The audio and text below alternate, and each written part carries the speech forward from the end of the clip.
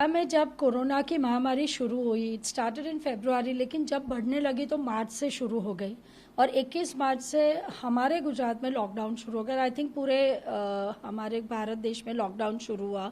फिर लॉकडाउन 1 आया, 2 आया, 3 आया। ये लॉकडाउन सरकार ने इसलिए किया था कि हम लोग ये महामारी पे काबू कर सके। स्टार्टिंग में हमें भी नहीं मालूम था कि ये कोरोना वायरस किस तरह से काम करेगा और सब लोग ये सोच रहे थे कि शायद गर्मी की मौसम आएगी और ये वायरस डिस्ट्रॉय हो जाएगा, बिकॉज यूजुअली ऐसा होता है कि कोई भी एक वायरस हो तो या तो वो सर्दी के मौसम में जीता है या गर्मी के मौसम में रहता है या तो बारिश के मौसम में रहता है। लेकिन अनफॉर्चुनेटली हम सबके लिए ये कोरोना वायरस उस तरह का वायरस है कि कोई भी सीजन हो, चाहे वो गर्मी की हो, सर्दी की हो या बारिश की मौसम हो, ये उतना ही फैलता रहता है। और हमने ये देखा कि मॉनसून में जैसे बारिश की मौसम थी जहाँ ह्यूमिडिटी ज़्यादा थी तो ये वायरस का स्प्रेड ज़्यादा हो गया, उसका संक्रमण ज़्यादा होने लगा। और हमारा जो बोलते हैं कि अनलॉक जब शुरू हुआ मई में, अनलॉक 1, उसके बाद हमारी पीक शुरू हो गई और जुलाई मिडल और अगस्त में तो बहुत सारे केसेस आ गए। ये हाल हो गया अहमदाबाद सिटी का कि प्राइवेट कोविड हॉस्पिटल्स में कोई जगह नहीं मिल रही थी। वो ही पीक फिर से अभी सितंबर में आ गया है और ये होने की वजह एक बहुत बड़ी ये है कि हम लोग में जो लोग हैं, जो हमारी पब्लिक है, वो ऐसा सोच रहे हैं कि अभी तो कोरोना वायरस से कुछ नहीं होगा और लोग मास्क नहीं पहन रहे हैं, सोशल डिस्टेंसिंग का पालन नहीं कर रहे हैं।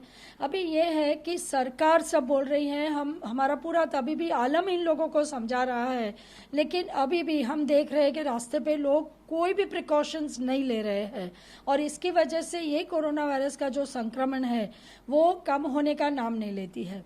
दूसरा ये हुआ कि हमारे देश के जो जन है उनमें एंटीबॉडीज जो बनने चाहिए, वो कभी कभी हमने ऐसा देखा है साइंटिफिक रिसर्च में कि एक बार कोरोना वायरस का इन्फेक्शन हो गया तो वो एंटीबॉडीज जो उनके शरीर में बनते हैं वो 2 या 2.5 महीने के बाद वो फिर से नेगेटिव एंटीबॉडीज में चले जाते हैं और उनको री इन्फेक्शन के चांसेस बढ़ जाते हैं।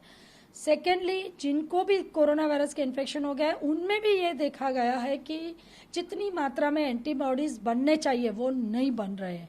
तो ये सब वजह से हमारे यहाँ ये कोरोना वायरस थमता ही नहीं है और लोगों को एक के बाद एक इन्फेक्शन लगने लगा है। और अभी तो ये हाल है कि एक एक फैमिली में 5-5, 6-6 लोग कोरोना वायरस से संक्रमित हो गए हैं और पूरा यंग क्राउड भी अभी उसके चपेटे में आ गया है। ये प्रिडिक्ट किया है साइंटिस्ट ने कि नवंबर में हमें फिर से एक सबसे बहुत खराब पीक मिलेगा कोरोना वायरस संक्रमण का, क्योंकि विंटर सीजन आएगी और ये देखा गया है कि जब भी सर्दी की मौसम होती है कोई भी वायरल इन्फेक्शन है वो ज़्यादा हो जाता है। तो हम लोग सच में, हमारा तबीबी आलम बहुत डर रहा है और शायद सरकार भी, कि अगर इससे ज़्यादा इन्फेक्शन होगा, संक्रमण होगा, तो हम पेशेंट्स को ट्रीट कैसे करेंगे, कौन सी हॉस्पिटल में एडमिट करेंगे। और इसीलिए हमारी लोगों से अपील है कि प्लीज़ अपने आप को अगर बचाना है, आप सबको तो नहीं सुधार सकते, लेकिन अगर खुद को बचाना है तो मास्क पहने रखिए, क्योंकि जब तक वैक्सीनेशन नहीं आता है मास्क ही आपका वैक्सीन है। और सोशल डिस्टेंसिंग रखिए, हैंड सैनिटाइजर का उपयोग करो। ये 3 चीज़ आपको सरकार, कॉरपोरेशन और तबीबी आलम तीनों जब से शुरुआत हुई लॉकडाउन 1 से, तब से हम लोग कह रहे हैं, लेकिन फिर भी हमारे लोग कुछ समझते नहीं है। तो आई थिंक अभी ये समय आ गया है सबके लिए, ऐसा नहीं कि पढ़े लिखे, लेकिन कोई भी, जितने भी जन हैं हमारी, जो जन जागृति का अभी समय है, लोगों को मास्क पहनना ही चाहिए। आपकी बात बहुत सही है। टेस्टिंग से एक चीज़ बहुत अच्छा होता है कि जो एसिम्टोमेटिक पेशेंट्स है पॉजिटिव कोविड के, माने अगर वो आदमी को कोई भी चिन्ह नहीं है, ना बुखार है, कुछ भी है, लेकिन अगर घर में किसी को बुखार आया तो पूरा फैमिली टेस्टिंग करवा लेता है, चाहे उनको चिन्ह हो कि ना हो, और उसमें से बहुत सारे पॉजिटिव निकलते हैं।